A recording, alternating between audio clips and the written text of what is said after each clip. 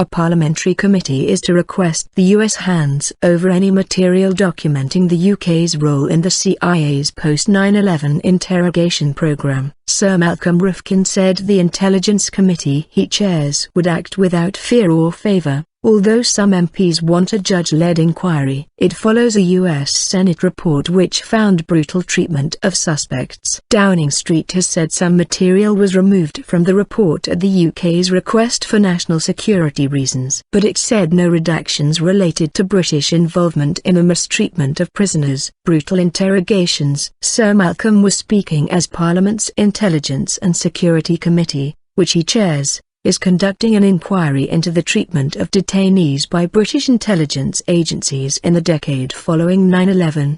He told the BBC's Andrew Marshall it would ask the US government if it could see the redacted material. If British intelligence officials were present when people were being tortured, then they were complicit in that torture, he added. That would be quite against all the standards of this country. It would be something that ought to be brought into the public domain, Sir Malcolm added. Denying accusations that the committee would water down its conclusions, Sir Malcolm said the committee would act without fear or favour and would seek answers from senior minister and former ministers, if necessary.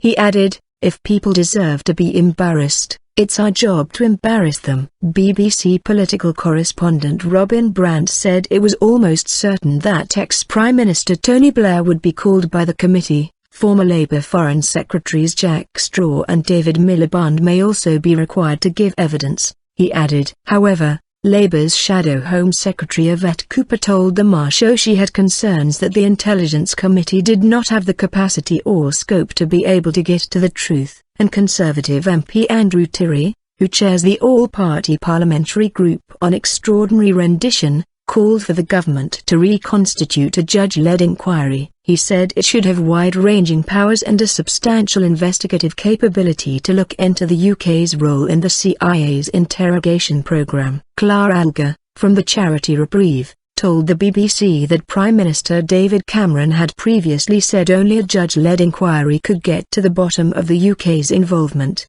adding, I think that is still the case. Legal hurdles. A 525-page summary of the report, compiled by Democrats on the committee, was published earlier this week, although the full version remains classified. It revealed that the CIA carried out brutal interrogations of terrorism suspects in the years after the 9/11 attacks. Among the abuses, the committee found, detainees were subjected to repeated waterboarding, slapping, stress positions and sleep deprivation. One suspect was kept confined in a coffin-sized box for hours on end. Others were threatened with severe harm, psychologically and physically. However, the summary contains no reference to UK agencies. When the report was published, Downing Street said any requests for redactions from the UK had been made by British intelligence agencies to the CIA. It said the requests had been made for reasons of national security on intelligence operations,